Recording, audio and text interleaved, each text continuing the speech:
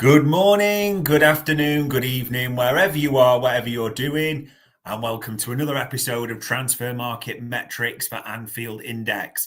Episode number 8 to be precise. And this time on the docket, we've got the sexy attackers because we've talked left backs and we talked midfielders. And whilst they are important positions, they're never as sexy as an attacker, are they?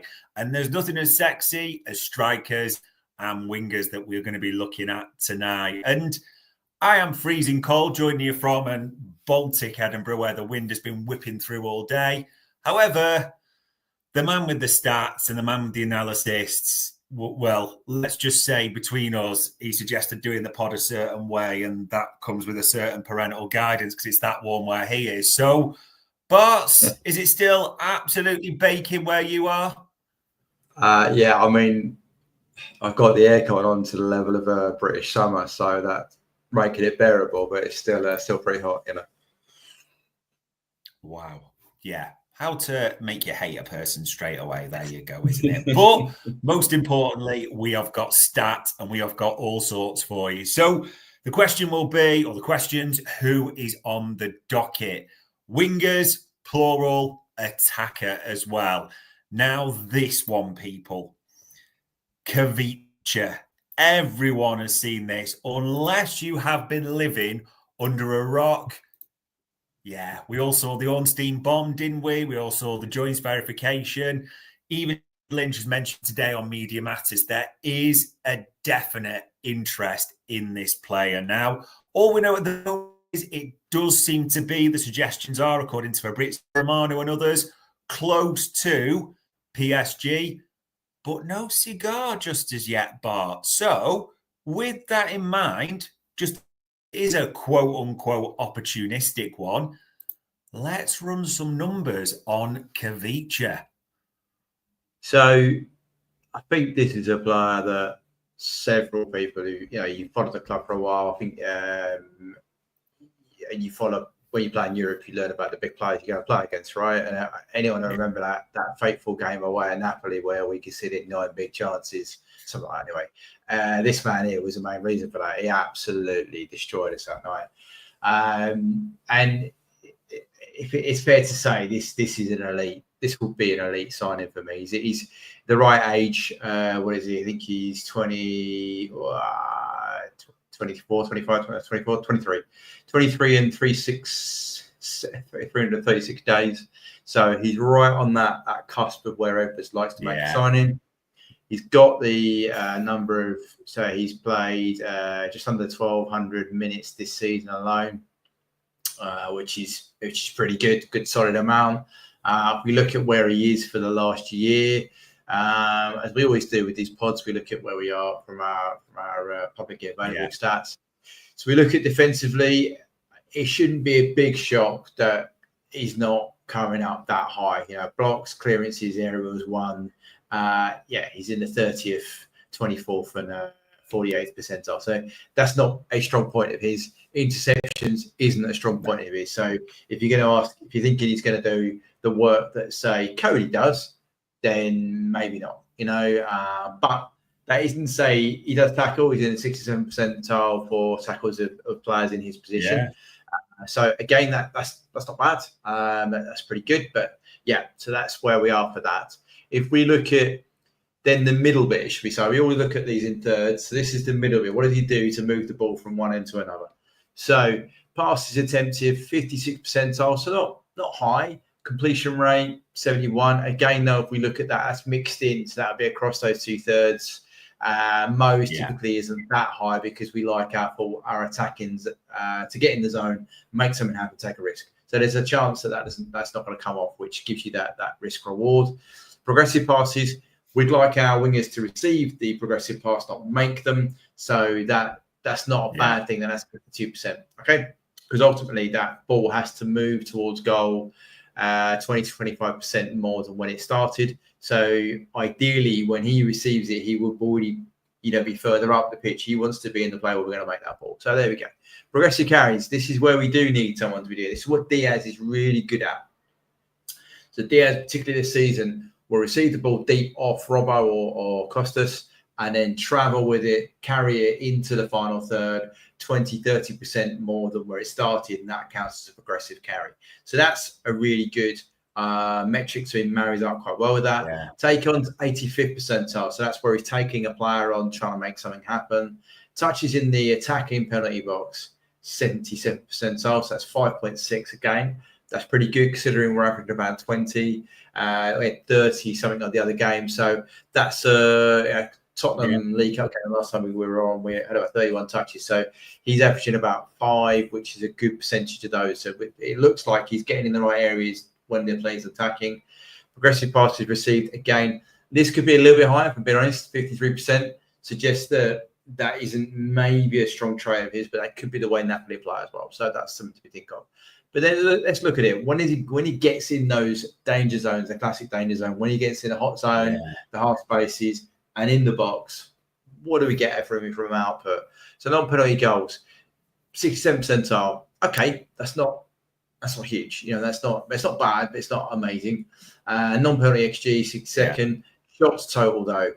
This is where Edwards' PC will be blowing up because he's in 99th percentile. Shot volume is king in a lot of things. So that's nearly 4 shots a game. That's incredible, right? That's a really high amount. That's kind of Darwin pre-Liverpool levels. He's now lower than that. Assist 53 percentile, so he's more likely to be on the end of it rather than a create. Again, that's not a bad thing in our systems, but it's not a bad thing. We look at shot created actions, 84 percentile. So that's really good. That's that's up there in the high 90s. So if we compare that to maybe where he might play, so he might play instead of Luis Diaz. So Luis Diaz is red here. So he's better than him in terms of expected goals. He's better than him in terms of carries, take-ons, and aerials, which is okay.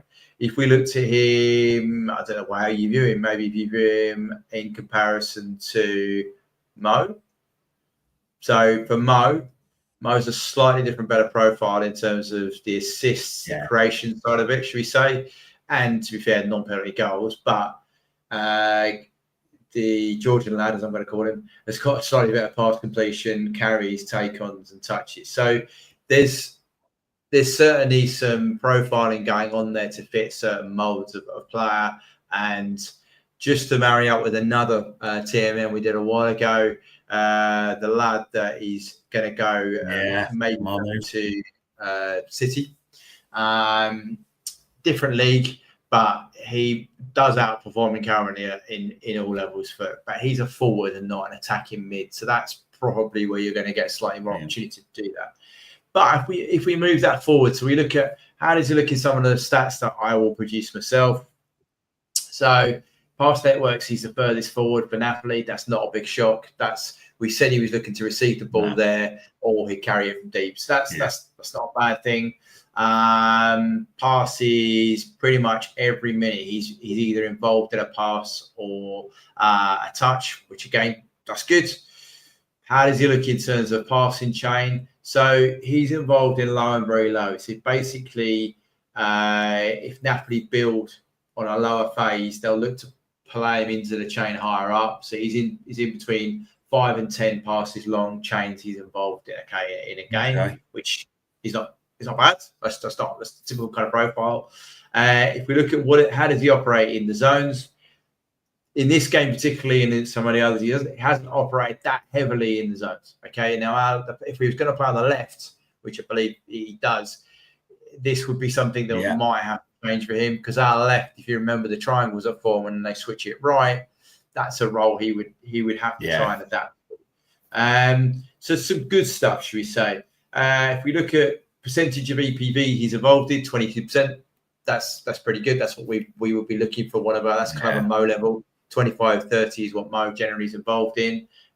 Jules at 44, not typically going to be looking for him that. I'll go forward. We look at more off the ball. So what's he doing? How is he helping us defend? They're playing Inter in the game I've looked at here. And typically not that involved in defensive actions, sort of compared to the right side where they've got a higher amount, sort of 8-2-3 in the higher area. So that again could reflect. It's just Conte's net manager, so they might not be pressing high. He could be involved in these areas. So I think that's not to say his off-ball work is suspect. It's just saying that it might not be something. Because his second half here, he's involved in a lot, so maybe it's just a change of tactic. But I would say that on the ball in the right areas, he is going to produce those elite numbers. His numbers last season, as someone said in the chat, were mind blowing. They're not that bad this season. So I think he profiles really well for us.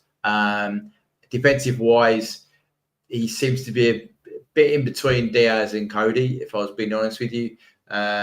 Cody's work off the ball goes very much unnoticed a lot of the time. He gives the left back a lot of support in shutting passing lanes off, which would show up in terms of interceptions, in terms of those defensive metrics, rather than the tackles, which is what Diaz does. I think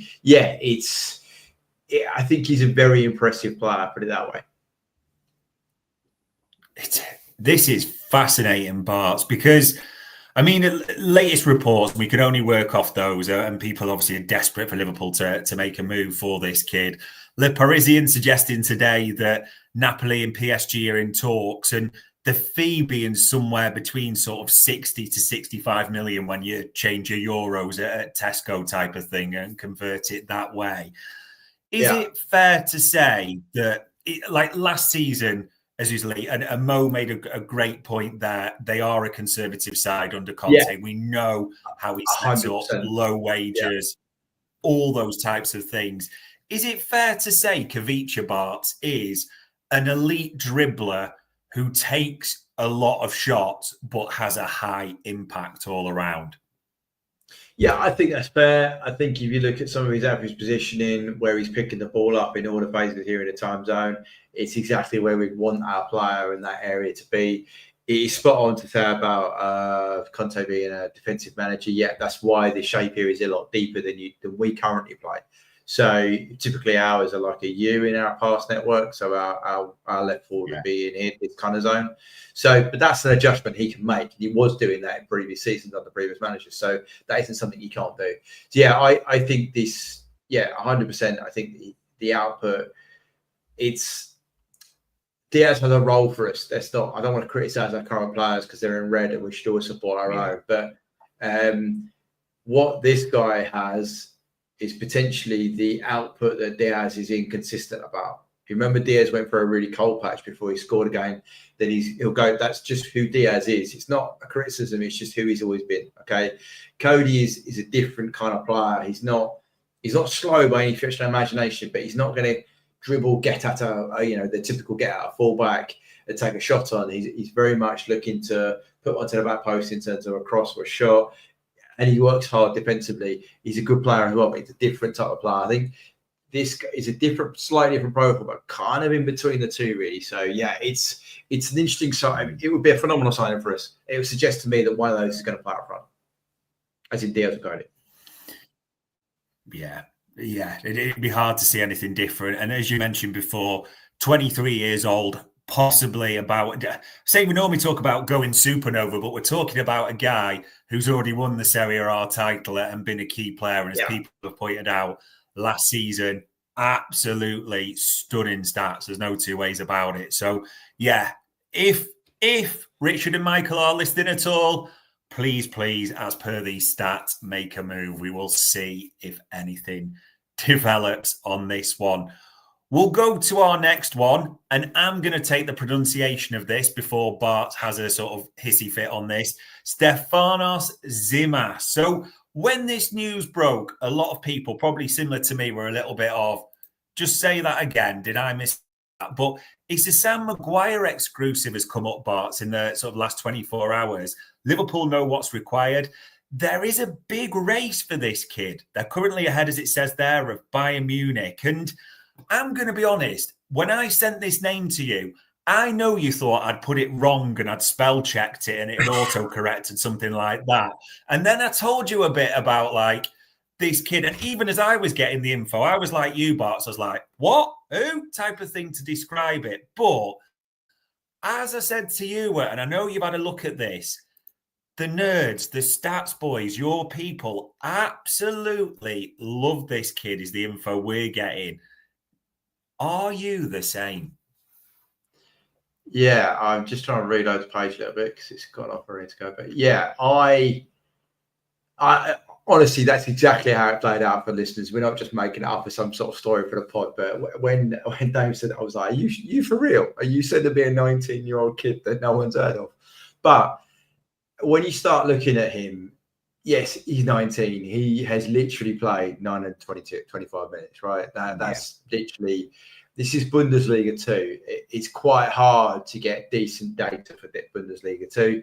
I'm lucky F-Brief and a few other sites have got stuff. But if we look at publicly available against forwards in the last year, right? I don't have to tell you that there's a lot of green on that. Defensively, tackles and blocks, we always start there. He's in blocks 93rd percentile. Clearances and errors 1, okay, fair enough. Means he's probably not getting brought back for corners and not involved in that. Fair enough. Interceptions can be part of a pressing if he's not doing that, but then equally he's blocking. So that suggests he is involved higher up the pitch in a defensive manner. And he's actually 90. That's won a game. That's pretty good. Yeah. This is all year in his against position players in his position. If you look at his tackles, 82nd percentile. So again, that's not to be sniffed at, considering Khvicha, where was he? He was 67th, and he's in a conservative side. So yeah, that's not a bad defensive profile for a kid who's 19, not playing a lot of football, playing up front. If you look at where we are in the middle of the park, so you typically wouldn't expect a forward to be amazing at this, but against his compatriots, yes. So it's because he is generally in the final third. But so passes attempted and pass completion is low. Says to me he's more of a touch finish, right? He's not really looking to pass that ball on. He wants to be on the end of a chance. Okay. Then you've got carries, take-ons, touches in the penalty box, and progressive passes received. So those first 3 there are all in the 99th or 98th percentile in the last year, which says to me the team is entirely set up to get him the ball, but equally, once he gets the ball, he'll carry it towards goal, and he's very successful at it and take players on. So that's a real positive. He also has 7.62 touches in the attacking penalty box per 90. That's almost a third of Liverpool's total touches in a game against Tottenham in the League Cup. That's an amazing amount that we're having. Progressive passes received, again, I would suggest the system set up for him to receive those. He's getting about 6 a game. Yeah. But let's look about it. So when he gets that ball, what does he do with it? Non-penalty goals, 97 percentile, so 0.77 a game. XG, non-penalty XG, 0.64, 95th percentile, 97 for shots total. So he's taking 4 shots a game. That's a good amount. Is it 5? Something like that. Sometimes more than that. Darwin came in doing about 4. He now does 1 or 2. So 4 a game shots. He's very good. Assists, again, not a strong point. We've already said that. He's not looking to pass the ball. He's looking to get a shot off. So there we go. Non-penalty XG at XA, 93rd. Shot creating actions, 76. We roll that back to the winger. That's 4.8. Stefanos is 2.7. Not bad for a kid who's 19. I mean, that's his wagon wheel on his own. But if we compared him, so he'd be coming in to compete with Jota and Nunes. That's fair, isn't it? That's a fair thing to compare with. Yeah. I always like to be fair. So Jota, what we always said about stocking the profile players, that is a very, very similar profile player to Jota. Jota, we've said, is not great in build-up. Jota isn't great. He's hustle bustle, likes to carry it, can't really pass it. He's not great in a build-up, but in the box comes alive. The slotter, right? Here he is. So Jota, yes, has got more goals and assists. Fine. He's playing for Liverpool. He's also played wide. He can cross the ball in. But if you look at his non-penalty, the non-penalty XG, this kid is actually matching or better in him. In terms of carries, so when he gets it and take-ons, this kid's better in Jota. The non-penalty XG, non-penalty goals is better in Jota. But the thing, you look at that shape, it's a very similar shape to Jota. It's a very similar profile, right? I'll just try and find our old friend Nunes. I've got him on here somewhere. Here we go. How does he match up to Nunes? Very similar profile. Very similar profile. But again, he's slightly outperforming Nunes in terms of carries, take-ons, defensively, and non-penalty goals. Okay. And there's about 5 percentage points there between the others. So, yeah, there's things to look at this profile, and I can see why the nerds, as you call them, the data guys, Will Spearn, would have gone, hang on a minute, 19, and he's doing this. Another thing you can do with Bundesliga, which is good about data, is you can get a lot of their physical data. Okay, so this guy's made 10 starts, okay, 10 90s. He's made 14 appearances, but 10 90s. So if you look at his physical metrics, which Dan Kennett is UP, everyone at AONO, has raised this earlier on. He said, look, if you look at his intensive runs and his speed's 33.4, that's decent. So sprints, 304. Remember, he's made 10 90s. He's made 30 sprints a game. The number you want to start getting serious about, as Brundish said to me earlier, is 28. So he's above that at 19. Wow. He's making more sprints a game. He's above that level of marker of being, the way the big boys are, if you know what I mean. So this is looking to be a very good potential signing. Fast maps, he's involved in the areas. Actually, if I'm being really honest, he's actually in exactly the same areas as Jota and Nunes appear on our pass maps, which is in this area here. They're helping support another player to be, we normally end up with a double 10 in our pass maps. So that's kind of where he is at the moment. How's he involved? So he's not involved massively in EPV production, but he still does 4.3. Jules, it's not really what you're looking for him to do. Total shots in this game is 3, touches 33. It's good. There's a lot to like about this kid. There really is. Even in terms of XG, threat, stopping people from doing it. He's making a contribution there to stop the creation of threat right at the top of the pitch. So he stopped 67% of threat going to in that area from the centre half. He's a 19. This is a good performance. Look at where his defensive actions are, and he's in an area not great, but he's probably covering 3 or 4 boxes there. There's a lot of things to think about and say, I can see why they would have identified him and profiled him at this young age. I don't know what the price is, but he looks a very similar profile to what we are. Okay.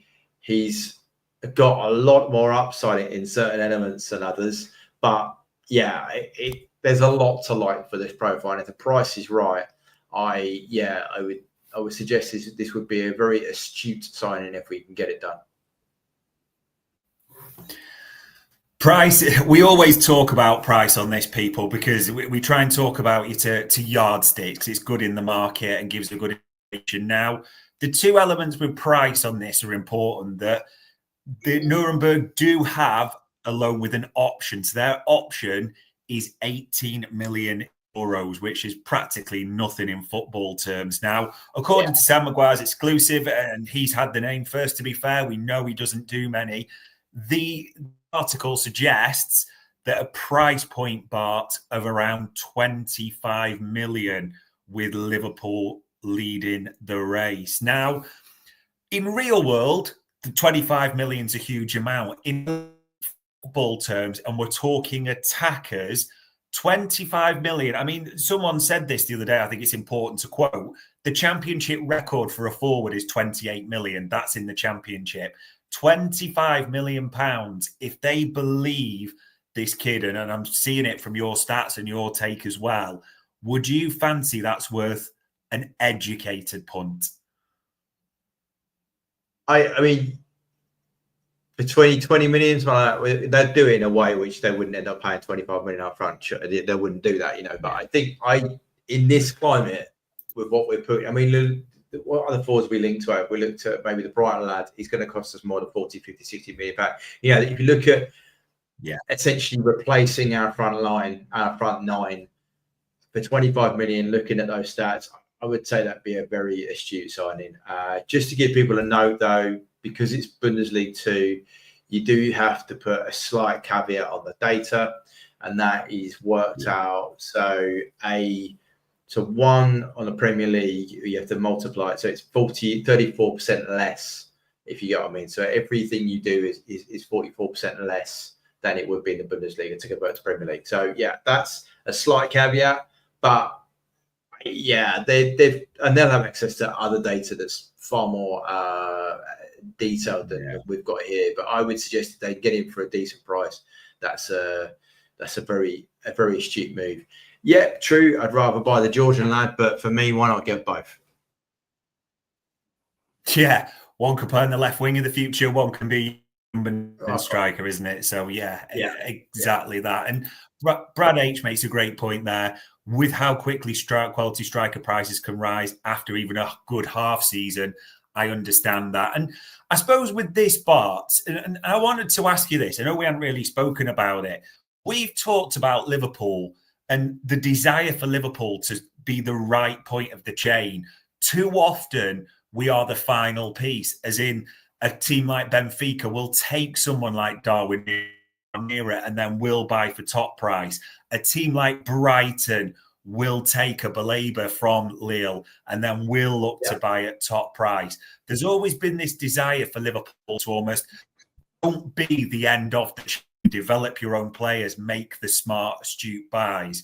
Could this fall into that category for you? As in, if we don't do it, is someone going to swoop in and we're looking at 60 million in a year or so?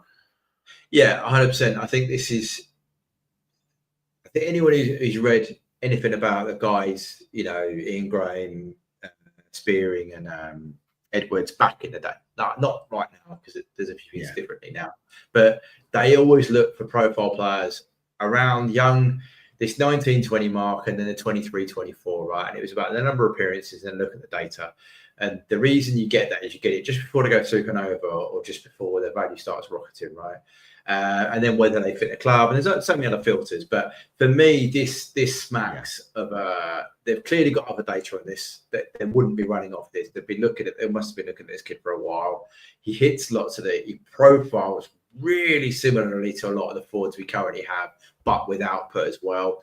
I think this is a bit like Hato. When we did the left back and that's another kid that has been profiled. I would suggest that if you don't get him now, he's going to go supernova maybe next season, and then it's going to cost you £56 million. This kid here, if he carries on like this, he ain't going to be playing Bundesliga 2 football next season, whether that's with us, Bayern, or whatever else, and then it'll be out of our range. And the key thing people have got to remember is Liverpool didn't really buy those ready-made names. They didn't win the title doing that. You can argue and say, well, Alisson buying that. Yeah, all right, fair enough, 1 or 2. But, your Robertsons, your Mane was just going to go supernova. He was in that peak of that. He was doing really well at Southampton. They bought him and he went supernova with us. Bobby was well known around Europe, but he needed to go supernova. Mo had a couple of poor seasons, done really well in Italy, brought him back. So there wasn't a player in there. Ginny, for example, was a 10 under Newcastle. We profiled him as an 8. So the whole basis of our approach usually has been to find players that fit a profile that haven't quite blown up in terms of their stature and therefore an affordable price, and maybe have a sell-on value, or you get the best out of it. So for me, this is almost a trade back to those years, or a bet a little bit the age bracket below. Wow, there you go.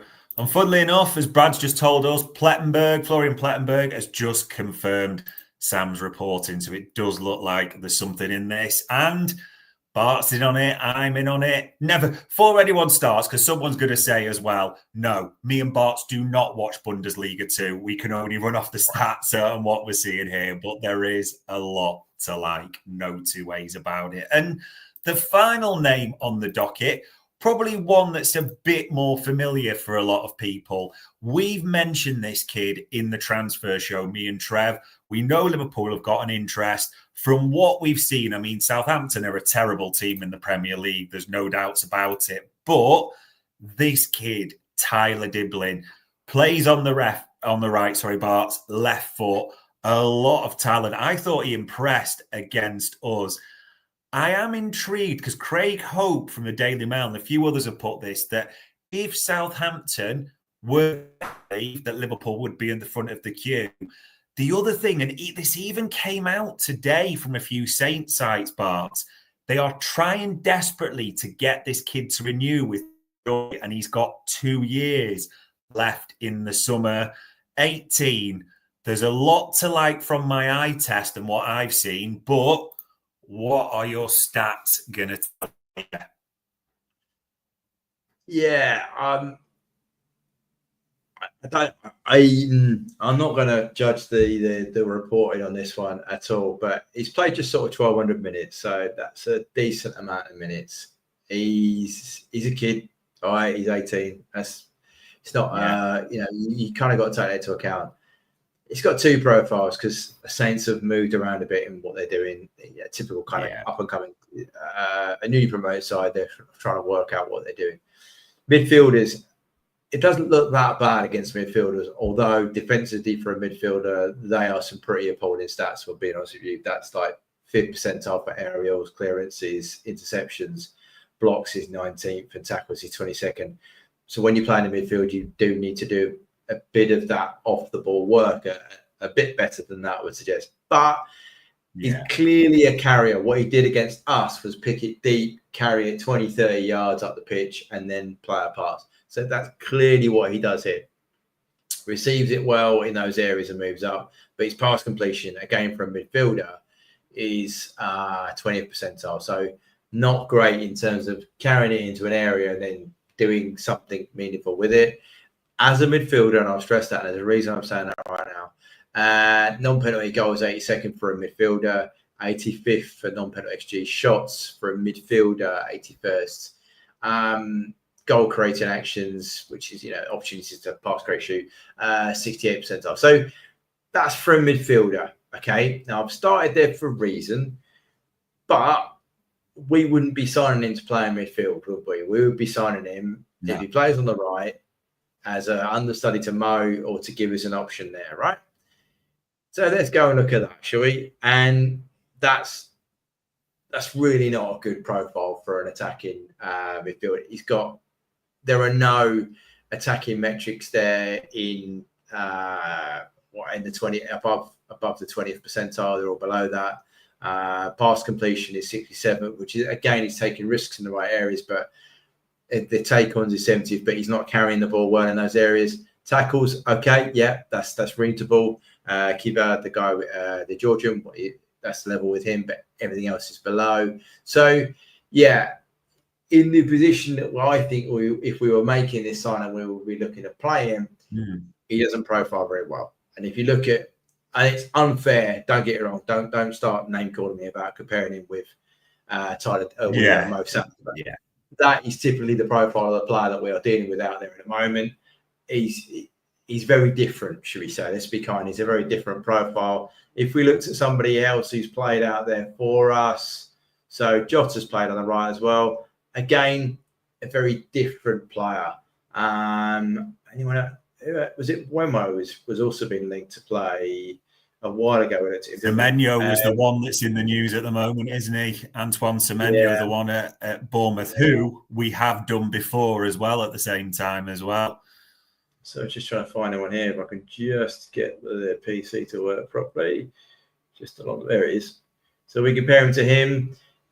It's not a too dissimilar profile, but again, that the lad at Bournemouth is outperforming him is in several other areas. So yeah, I would be concerned if this was going to be a big sign or a big money signing. If you're picking him up for 10 whatever, a low amount of money, then okay, fair enough. I mean, we can go through some of the stats here, but because Southampton are playing poorly, it's really hard to look at anything in great deal because they don't get a lot of ball anyway. So yes, he's involved in low passing change because Southampton are at the moment. He's got 4 passes in the areas that we'd want him to do in half spaces and whatever, and zone 14. If we look at how does he do, so he's only blocked 14%. So his off-ball work there, he's saying he's only prevented 14% of threat he faced. That's not a great number. Lost 86%. That's not what we need from a wide forward. if we look at his defensive numbers of where he would be playing, there's not a great deal of defensive actions going on in his areas. So, yeah, this wouldn't be one that I would, if I was sat there in a data office, I'm hoping I have a better set of data than this for a start. But it wouldn't be one I'd be rushing to knock on, Hughesy's door and say, mate, I think you need to sign this player. I think this is fairly one that you might need to see for a little bit longer time. I think you could let this run and see if he improves if Southampton go down, because I mean, I don't know what the fee's being quoted for. Was it 20? Is it 20 or that would feel a lot of money for someone of this profile. See, it's fascinating, isn't it? Because even on the eye test, I mean, I thought he played very well with us. Southampton played Swansea in the cup as well this weekend, and he scores 2 at the same time as well. Newcastle are linked with him. City have been linked with him. There is a lot of hope, but I just wonder: is there anything that maybe this? Is there almost an element, Bart, ever the stats guys can look and, despite playing in, let's be honest, a horrific Southampton team, easily the worst in the league, they could still see some traits and think, we can work with that, we can build. And the reason I'm asking that is we like relegated players, as you know. Yeah. They would have better data, 100%, right? They'll have more off-ball stuff. They can move it around. They can understand what they have all the access to that. So there'll be data, but from the publicly available data, it's very hard following the same process we do with all the shows and everything else to look at why you would recommend that kid above other options, right? I agree with you on the eye. Yeah, okay. But for me, there was reasons that he played well against us. We let him get out of jail a couple of times against us at their place. We should have chopped him earlier on, and then he wouldn't have such an impact. So there's reasons, I think, but yeah, it would be really interesting to have a conversation with our data guys and go, what have you got? Because I can't see it in the public available data. And that's just purely looking at the data. I don't watch every Saints game, obviously. Yeah. Interesting. There you go, people, because someone will be saying up every player. I would have said, as I've made out on the eye test, anytime I've been seeing Tyler Dibling, I have been very impressed. But maybe, as we say, the data guys got something that we haven't got. We'll see. The final point, Bart, so I know we're going to have this discussion around the tailor of our forward line at the moment, because it's an interesting one. We've got 6 forwards, and I think it's important we kind of separate it down to the key 3. Mo Salah is a beast on his own. Let's not pretend. We'd sell a kidney to get Mo Salah to renew. No one needs to debate that at all. Cody Gakpo is of that age where he's going to stay next season. He's doing very well at the moment. He's in, as we've talked about, a hot patch of form, and he's a great age. He's 25 as well. Count him. Chiesa, again, Chiesa was probably just a different debate for another day, because I know you and Mr. Dan Kennett see it very different. So we'll take Chiesa off the table at the moment. But if you think about that 3, or the 3 that leaves us with, 2 I'm going to focus on immediately. Luis Diaz and Diogo Jota. And me and Trev talked about this on the transfer show. There's a lot of things that are coming out of Liverpool where they profile the same, but there's a big decision to be made. Both 28 now. Both 2 years left to go on their deal, Bart. Both probably a few question marks. Maybe I'd say Jota's the injuries, isn't it? Diaz, a streaky player, tends to do well, hot and cold, sort of back and forth that way. And both are looking for a renewal. This is a tough question, I know, but if you're focusing on Jota and you're focusing there on Luis Diaz, renewal-wise, who do you have the biggest question marks, or is it question marks over whether we offer a renewal to both because of what the stats are saying? It's a tricky question. I mean, Cody's a different. Just trying to compare him to this. So Cody and DS are different players, all right? I think people can see it on the eye test as well. That they are different options on the left forward. Look here, this is blue is Cody Gakpo. So blocks clear. What I said earlier about what Cody does off the ball helps the fullback out, right? I know the attackers should be in there primarily to attack, but you cannot underestimate the importance of having a left forward who's got 60th, 80th, 79th, 91st percentile for 4 out of the 5 defensive metrics. You just can't underestimate how important that is. That was it. Mane was brilliant at that when he played that role. So that's a really important thing. And equally going forward, he's also in the 90th, 80th percentile for what's that? 4 out of 7 or 5 out of 7 of the metrics here. So there's a lot of pluses with Cody. So for me, Cody's he's also the youngest. He's 25, isn't he? So I think that's Cody for me is one. And at the beginning of the season, I probably wouldn't have said this to you because I didn't think he had a great previous season. But he's done some things this year I thought would be really good. I think he fits really well with the slot system. So that's just putting that out there.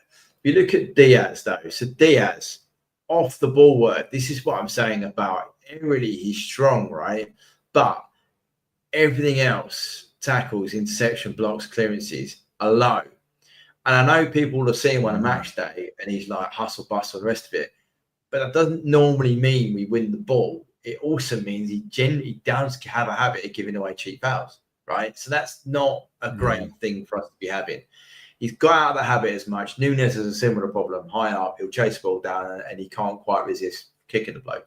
So, but where Diaz is great, as I said, is carrying that ball through the midfield. Carries, take-ons, touches in the 20 box. He's really good at pass completion, 97. You know, he's better than Cody was in those areas, yeah? So Cody's not great at the carrying it. So that's why I'm saying that the different kind of profile of forwards. The bit that always lets down Diaz, in my opinion, although he's higher for shot creating actions, shots total is 3.7 and Cody is 3.37, so he's higher. So they have the same amount of shots, non-penalty goals 80 and 85, but it's just, I think the output, like assists here, is at 44, 42nd, 43rd. Cody is on 82nd and 69. So Cody just slightly outperforms and on that overall package of it. Now, if you want your output, maybe in 4.3 shooting actions from Cody versus Diaz's 5.1. But so there's different, that's what I'm saying, they're different. Problem for me with Diaz is he's older. Is he 28 now? 28. Yeah. He can be erratic in terms of the goals of what he does. He goes through cold and bad. Everybody does that. But yeah, that would be an interesting, and we did try and move him on last summer for a reason. So I think there's some things to look at for that. We look at Jota. So Jota comparing with Diaz here. Jota's a different player. Jota is a very he will do a lot more. He assists better than Diaz. Diaz is supposed to be the assist, not the other way around. So Jota does better in those actions. Jota's better in terms of the defensive actions, and he's also better in terms of touches, but he plays further forward. So yeah, the problem with Jota for me has never been a performance issue. The problem with Jota has always been about availability.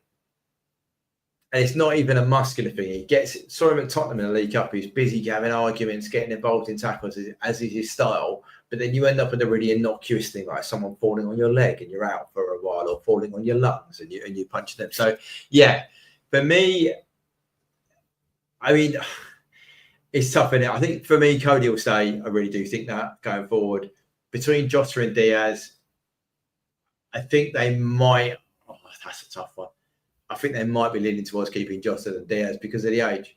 And if you look at some of the profile of players we've been looking to bring in, so if they get the Georgian lad in, he's going to play left wing. So that suggests, they're going to do. They looked at Anthony Gordon in the summer. That's another left winger. So yeah, it would lean towards to me that Diaz might be the one nearer the exit door than the others. He's having a better season, but there are still some things there where he's not going to improve that element of his game. You know, the big game that we chatted a lot about, City at home last season, Diaz had, 3 big chances, missed them all. That's Diaz. He isn't going to change that. So he's got better, a little bit better this year, but yeah. So, yeah, for me, Jota's isn't about ability, it's about availability. Diaz, I think, he's got some weaknesses in his game that I don't think he'll ever change. Yeah, and well, I think everyone's now come to the same conclusion on the Darwin Núñez conundrum as well. I think it's pretty clear to see that everybody might be surprised if, with 2 years left, both Luis Diaz and Diogo Jota are offered a renewal by Liverpool. And we also know, as you mentioned, how Edwards, Spearman, Graham work. They are in that 2-year bit where it's either renew or you move. You know, that's part of their mantra, isn't it? They're not going to let the values run down. So it will be very interesting to see. But just in case you did join us late at all, people, we've looked at Khvicha, we've looked at Tzimas. Let's just be clear in summary, we like them both. We would sign them both. It's never before anyone jumps on this. It depends on people leaving, etc. But there is a lot to like with those two. Tyler Dibling maybe passes the eye test. The stats, unless the data boys have got something different to Bart, there are maybe a few question marks. But I said that honestly. I liked a lot of what I've seen. Maybe there is something there. Who knows? Bart, I suppose the fine. Again, it's a bit of a loaded hypothesis because of what we've talked about. If two do depart, like Núñez and Diaz, and Khvicha and Tzimas were the two that were to come in, how would you feel about that? That is a very loaded question. I think I'll be largely providing, I suppose if you're saying Tzimas, that's the lad's name, isn't it? If he doesn't have any major injury issues going forward, I would be happy with that. That would be, for me, you've upgraded the left-hand side considerably. And down the middle, I think that's an upgrade for me as well. It's a part. You still question mark would be whether Jota could stay fit for a sustained period of time, but you've banked in someone for the future proof. So, that would be. You'd probably balance the books as well with those two going, but it's. I would suggest the Georgian lads coming in would have a significant impact on our attack and play, and I think that would more than make up for any maybe slight downfall if Tzimas doesn't quite settle with it. So I think I would be happy with that as summer signing because I think it's a move back to where we were. They're both in the right age profile. They've both been heavily profiled by the club. The fees for one might be higher than the other, but they're both not stupidly high. We're not talking about £100 million player, are we? So, I think that would be some good business for us to do. Although one would be a lot pricier than the other. Yeah, but it would be good to see one elite attacker come in, one sort of that they felt could go supernova. It would be interesting to see. And there we go, ladies and gents. That is 3. Well, just to clarify, as per Bart's sort of assessment, 2 very sexy attackers, 1 maybe not to get too excited about, but I like him. But that's the eye test, and it's a different thing completely. So there we go. All it leaves me to say as ever is Bart, for the analysis, for the stats, for the insight, and for putting your neck on the block quite a few times. It is much appreciated. No worries, anytime. And ladies and gents, that was the transfer market metrics.